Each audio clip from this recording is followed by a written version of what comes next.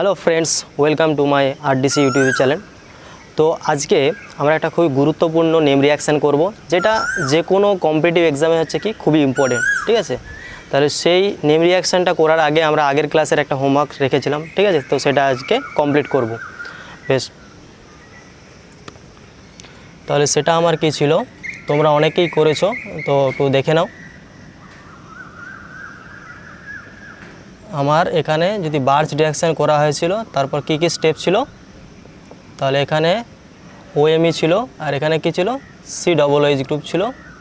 আচ্ছা, আমার রিয়েজেন্ট এখানে কি দেওয়া হয়েছিল না, এখানে রিয়েজেন্ট দেওয়া হয়েছিল। তো ফার্স্টে হচ্ছে কি হয়েছিল, বার্চ রিঅ্যাকশান হয়েছিল, লিথিয়াম লিকুইড অ্যামোনিয়া। সেকেন্ড স্টেপে কি দেওয়া হয়েছিল বলো, ETBR দেওয়া হয়েছিল, ইথাইল ব্রোমাইড। তাহলে সেকেন্ড স্টেপে দেওয়া হয়েছিল কি ইথাইল ব্রোমাইড। থার্ড স্টেপে কি হয়েছিল, দেন অ্যাসিডিফাইড,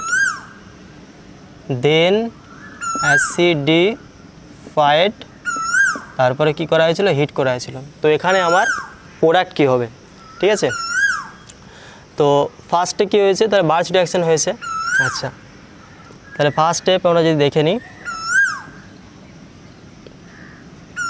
তাহলে একটা ইলেকট্রন ডোনেটিং গ্রুপ আছে কি ওএমই, আর হচ্ছে কি ইলেকট্রন উইথড্রয়িং গ্রুপ আছে। ঠিক আছে, ইলেকট্রন ডোনেটিং গ্রুপ হচ্ছে কি ওএমই গ্রুপ, আর COOH হচ্ছে কি ইলেকট্রন উইথড্রয়িং গ্রুপ। তাহলে তার বার্চ রিঅ্যাকশন কী হবে, তাহলে তার বার্চ রিঅ্যাকশন যেটা হবে ওএমই COOH। তাহলে এখানে যে বার্চ রিঅ্যাকশানটা যেটা হবে, আমরা যদি মেকানিজমের সাহায্যে দেখি, তাহলে লিথিয়াম অড ইলেকট্রন এখানে প্রোভাইড করবে। তাহলে এই পাই সিস্টেম এখানে আসবে, এই বন্ড এখানে হবে। ঠিক আছে, তার কারণটা হচ্ছে কি না, এই নেগেটিভ চার্জ যদি COOH গ্রুপের কাছাকাছি এই কার্বনে যদি যায়, তাহলে কী হবে, সিস্টেমটাকে সে স্টেবিলাইজ করবে। তাহলে COOH গ্রুপ হচ্ছে কি একটা electron withdrawing group.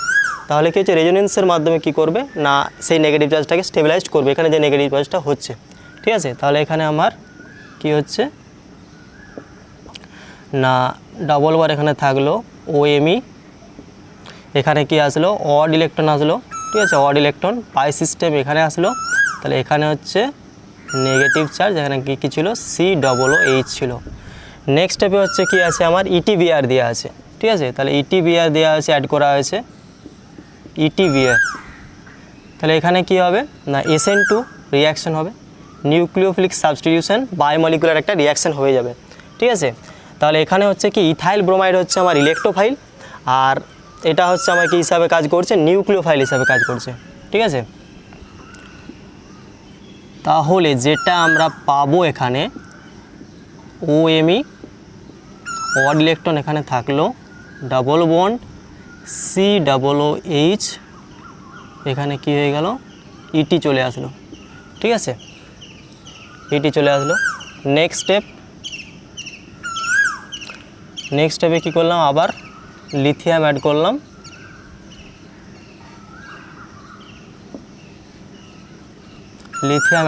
Odd electron এখানে দিয়ে দিল, ডাবল বন্ড ওএমই।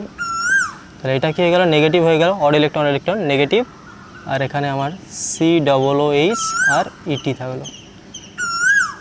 বেশ, নেক্সট স্টেপ কী করা হয়েছে, নেক্সট স্টেপে আমার কী করা হয়েছে, দেন অ্যাসিডিফাইড।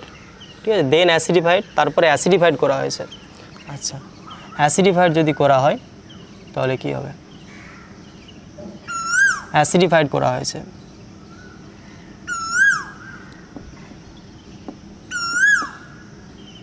তাহলে অ্যাসিডিফাইড করা হয়েছে মানে কি এসেছে, এখানে H3O+, H3O+ এসেছে। ঠিক আছে, তো এটা হচ্ছে কি হয়ে যাবে, প্রোটনেশন হয়ে যাবে।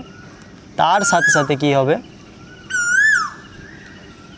তাহলে এটা প্রোটনেশন হয়ে গেল, ডাবল বন্ড থাকলো, ডাবল বন্ড ওএমই। ঠিক আছে, COOH যেমন ছিল থাকলো ইটি।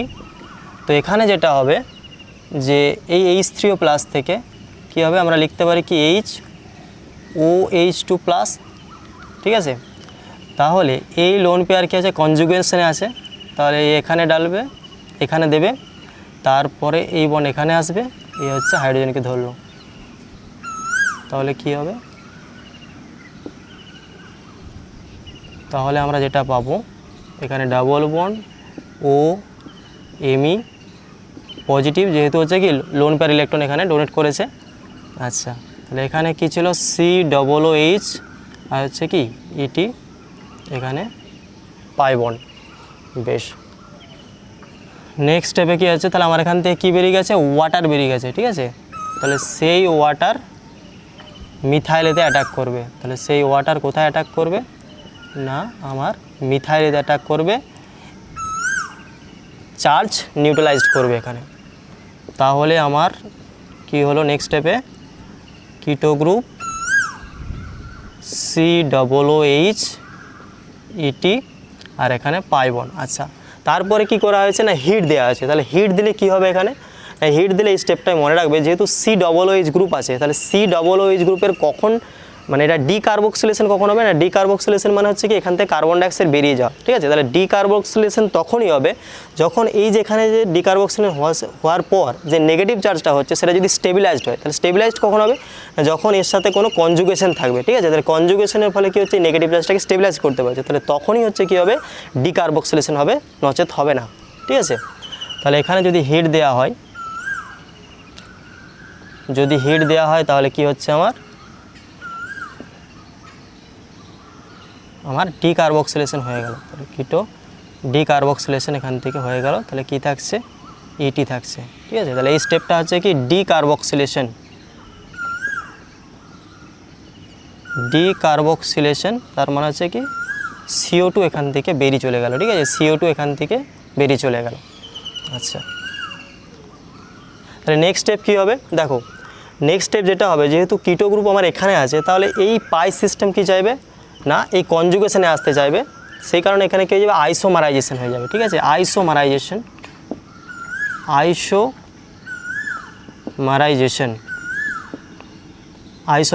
হয়ে যাবে। তাহলে আইসোমারাইজেশন হয়ে গেলে কী হবে, এখানে আসবে এই ওয়ান, এখানে আসবে, তাহলে কি হলো, আইসোমারাইজেশনের পরে এখানে চলে আসলো পাই সিস্টেম ইটি CO। তাহলে এটাই হচ্ছে আমার কি ফাইনাল প্রোডাক্ট হবে। ঠিক আছে, এটাই হচ্ছে আমার ফাইনাল প্রোডাক্ট। তাহলে আগের যে হোমওয়ার্কটা আমার ছিল, ঠিক আছে, তাহলে তার ফাইনাল প্রোডাক্ট হচ্ছে এটা হবে।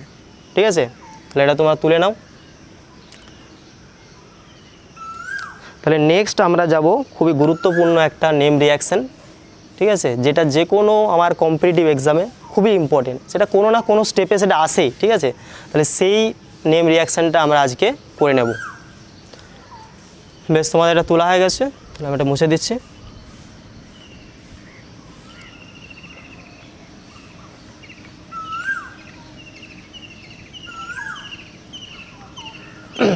তাহলে সেই নেম রিয়াকশানটা হচ্ছে কি না, সেই নেম রিয়াকশানটা হচ্ছে আমাদের ভিটিক রিয়াকশান। ঠিক আছে, ভিটিক রিয়াকশান, ভিটিক রিয়াকশান,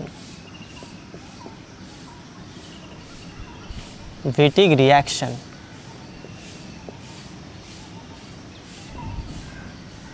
ভিটিক রিয়াকশান, তো এই ভিটিক রিয়াকশানে কি হয়, তা এই ভিটিক রিয়াকশানে আমার কার্বনিল কম্পাউন্ড সেটা কনভার্টেড হয়ে যায় কিসেতে না, অ্যালকিনেতে।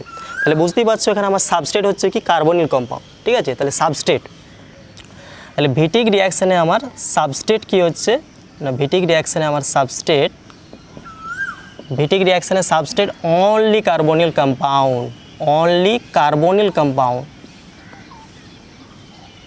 Only carbonyl compound. তাহলে কার্বনিল কম্পাউন্ড বলতে হচ্ছে কি না, অ্যালডিহাইড, অ্যালডিহাইড অ্যান্ড কিটোন। তাহলে অ্যালডিহাইড আর কিটোন হচ্ছে কি হয় না, এই ভিটিক রিয়াকশানে পার্টিসিপেট করে। ঠিক আছে, এটা হচ্ছে আমার সাবস্ট্রেট। তাহলে এখানে আমার কি রিয়েজেন্টটা কি ইউজ হয় না, এখানে রিয়েজেন্টটা যেটা ইউজ হয়,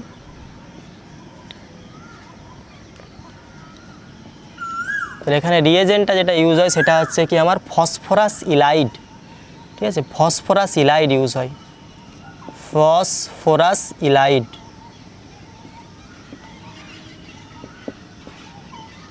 ফসফরাস ইলাইড ইউজ হয়। ঠিক আছে, আচ্ছা, তাহলে সাবস্ট্রেট হয়ে গেল, রিয়েজেন্ট হলো। তাহলে এখানে আমরা কি প্রোডাক্ট পাচ্ছি না, অ্যালকিন পাচ্ছি। ঠিক আছে, তাহলে প্রোডাক্ট হচ্ছে কি আমার না, প্রোডাক্ট হচ্ছে অ্যালকিন। তাহলে এই ভিটিক রিয়াকশানের আমার ড্রাইভিং ফোর্স কি ঠিক আছে। তাহলে এখানে ড্রাইভিং ফোর্সটা মনে রাখবে যে ফসফরাস আর অক্সিজেনের মধ্যে কি হচ্ছে একটা স্ট্রং বন্ড তৈরি হচ্ছে, ঠিক আছে। তো এটাই হচ্ছে এই রিয়াকশানের আমার হচ্ছে কি না ড্রাইভিং ফোর্স, যেটা এই রিয়াকশানটাকে এগিয়ে নিয়ে যাচ্ছে, ঠিক আছে। তাহলে এখানে ড্রাইভিং ফোর্স হচ্ছে কি না driving force,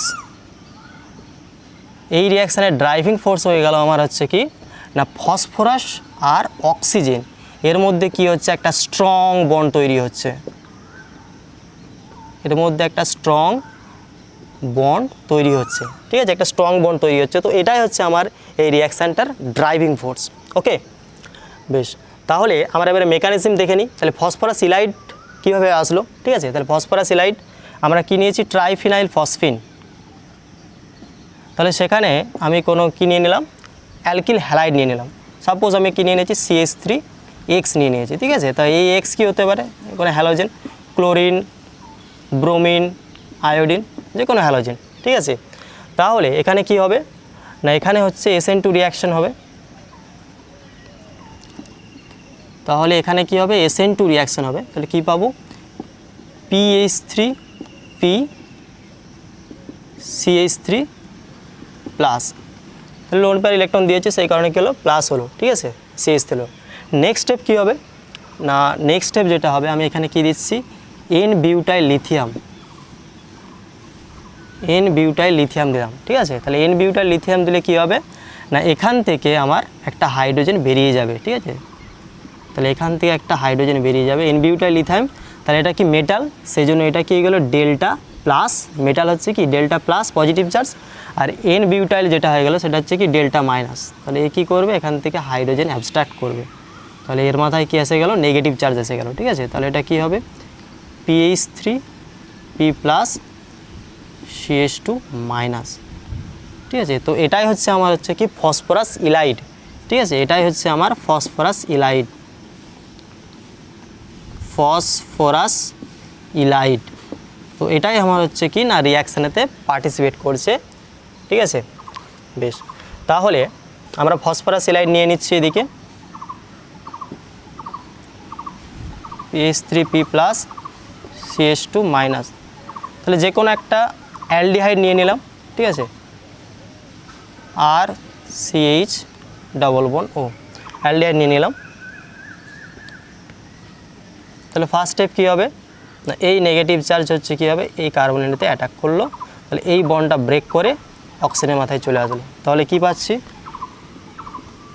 PH3P plus CH2 bond করলো এখানে, তাহলে CH এইদিকে কী হয়ে গেল, O মাইনাস হলো, এইদিকে R, ঠিক আছে। তাহলে এটাকে আমরা কিভাবে লিখতে পারি বলো তো না, এটাকে আমরা লিখতে পারি, দেখো CH2 CH বন্ড আর O মাইনাস, এদিকে কী হচ্ছে PPH3 পজিটিভ চার্জ, ঠিক আছে। তাহলে এই নেগেটিভ পজিটিভ এখন কি করবে না বন্ড তৈরি করবে, ঠিক আছে। এই নেগেটিভ আর পজিটিভের মধ্যে কি হচ্ছে একটা বন্ড তৈরি হবে, যার ফলে আমরা কি পাবো না এই রিয়াকশানে একটা 4 মেম্বারের ইন্টারমিডিয়েট পাবো, ঠিক আছে। 4 মেম্বারের হচ্ছে কি ইন্টারমিডিয়েট পাবো, CH2 CH বন্ড R, তাহলে এই দিকে আমার PH3P বন্ড ও এটা হলো, ঠিক আছে। তাহলে এটা কি হয়ে গেল 4 মেম্বার, তাহলে 4 মেম্বার হচ্ছে কি হচ্ছে একটা আমরা ইন্টারমিডিয়েট পাচ্ছি,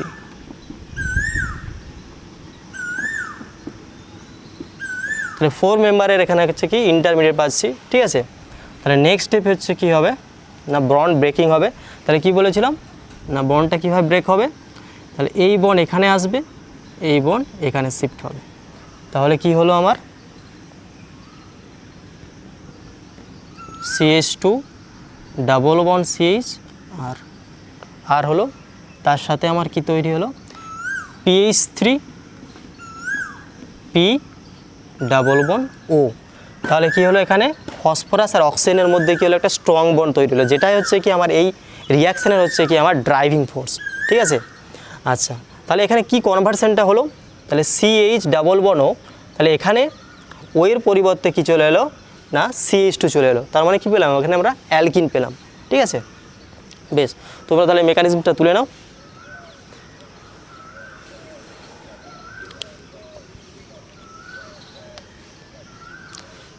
তাহলে তোমাদের তোলা হয়ে গেছে মেকানিজম। তাহলে নেক্সট স্টেপ আমরা দেখি, এই যে ফসফরাস ইলাইড বলছি, ঠিক আছে, তাহলে এই ফসফরাস ইলাইড কত ধরনের হয়, ঠিক আছে। তো ফসফরাস ইলাইডের স্টেবিলিটির উপর ডিপেন্ড করে আমার হচ্ছে কি হয় না আমার অ্যালকিনটা আমার ই হবে না জেড হবে, সেটা পুরোপুরি ডিপেন্ড করছে কিসের উপরে না আমার ফসফরাস ইলাইডের উপর। ঠিক আছে, তো সেটাই আমরা দেখে নিচ্ছি এরপরে। বেশ, তো ফসফরাস ইলাইড,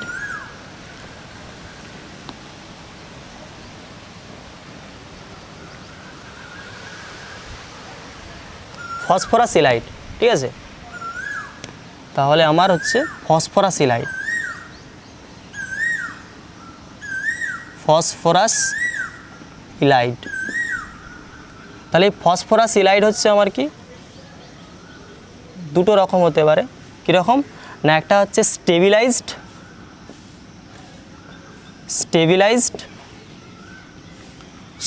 ফসফরাস ইলাইড, আর একটা হচ্ছে কি নন স্টেবিলাইজড। তাহলে এটা আবার কি জিনিস, স্টেবিলাইজড ফসফরাস ইলাইড আর নন স্টেবিলাইজড মানে কি না, যখন ফসফরাস ইলাইড CH2, তো এর সাথে আমার যখন কোনো ইলেকট্রন উইথড্রয়িং গ্রুপ যুক্ত থাকবে, ঠিক আছে, তাহলে ইলেকট্রন উইথড্রয়িং গ্রুপ যদি এখানে যুক্ত থাকে, ঠিক আছে, তাহলে ইলেকট্রন উইথড্রয়িং গ্রুপ যদি যুক্ত থাকে তাহলে কি হবে না এখানে যে নেগেটিভ চার্জটা আসছে, ঠিক আছে, এখানে যে নেগেটিভ চার্জটা আসছে, তাহলে সেই নেগেটিভ চার্জটা কী হবে এই ইলেকট্রন উইথড্রয়িং গ্রুপ যেগুলো আছে তাদের সাহায্যে রেজোনেন্সের মাধ্যমে কী হবে এই নেগেটিভ চার্জটাকে স্টেবিলাইজ করতে পারবে। ঠিক আছে, সেই জন্য আমরা এটাকে কী বলছি স্টেবিলাইজড আমার ফসফরাস ইলাইড বলছি। ঠিক আছে, তাহলে সেই ইলেকট্রন উইথড্রয়িং গ্রুপ কী হতে পারে, নাইট্রো গ্রুপ হতে পারে, ঠিক আছে, স্টার হতে পারে। ঠিক আছে, তাহলে যে কোনো হচ্ছে আমার ইলেকট্রন উইথড্রয়িং গ্রুপ যার সাথে কী করবে নেগেটিভ চার্জটা কনজুগেশনে আসতে পারবে। ঠিক আছে, তো তখনই হচ্ছে কী হবে আমার স্টেবিলাইজ ফসফরাস ইলাইড হবে। তাহলে যদি স্টেবিলাইজ ফসফরাস ইলাইড হয় সেক্ষেত্রে আমরা কি অ্যালকিন পাবো না, সেক্ষেত্রে আমরা ভিটিক রিয়াকশানে অ্যালকিন পাবো।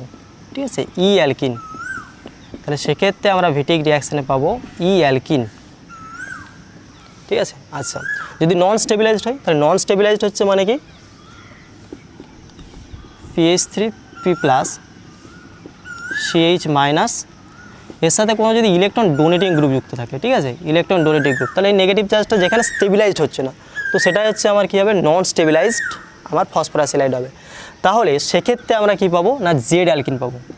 ঠিক আছে, তাহলে সেক্ষেত্রে আমরা জেড অ্যালকিন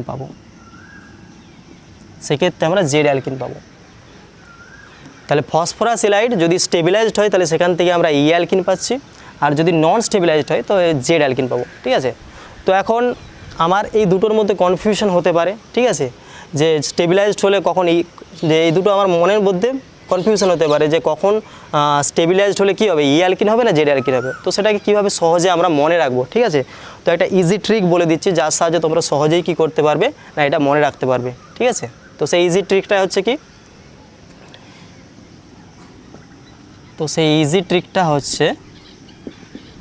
তোমাদের এটা মনে রাখতে হবে হচ্ছে কি, এটা মনে রাখবে সি।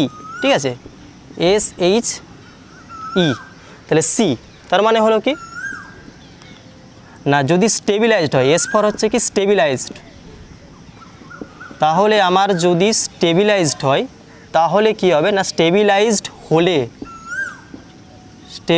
হলে কি হবে না অ্যালকিন হবে। ঠিক আছে, স্টেবিলাইজড হলে অ্যালকিন হবে, যদি স্টেবিলাইজড হয় তাহলে স্টেবিলাইজড হলে কী হবে অ্যালকিন হবে। ঠিক আছে, তাহলে S ফর হচ্ছে কি স্টেবিলাইজড আর হচ্ছে কি অ্যালকিন হবে। ঠিক আছে, যদি আমার স্টেবিলাইজড হয় তাহলে ফসফরাস ইলাইডটা স্টেবিলাইজড হলে আমরা কী পাচ্ছিলাম অ্যালকিন পাচ্ছিলাম। তাহলে এখান থেকে আমরা সহজেই মনে রাখতে পারবো, যদি এটা মনে থাকে তার মানে কী হবে নন স্টেবিলাইজডের ক্ষেত্রে আমার জেড অ্যালকিন হয়ে যাবে। ঠিক আছে, তো এটাই হচ্ছে আমার ইজি ট্রিক, এর মাধ্যমে আমরা সহজেই কিন্তু মনে রাখতে পারি। তা নয় নচেত কী হতে পারে না এক্সামে এই দুটোর মধ্যে কিন্তু কনফিউশন হবে। ঠিক আছে, স্টেবিলাইজড হলে অ্যালকিন হবে না জেড অ্যালকিন হবে। ঠিক আছে, এই দুটোর মধ্যে কনফিউশন হতে পারে, তো এই কনফিউশন সহজেই দূর হয়ে যাবে এই ট্রিকটা যদি মনে রাখো। ঠিক আছে, সি মনে রাখবে তাহলেই আমার এটা সহজেই মনে থাকবে।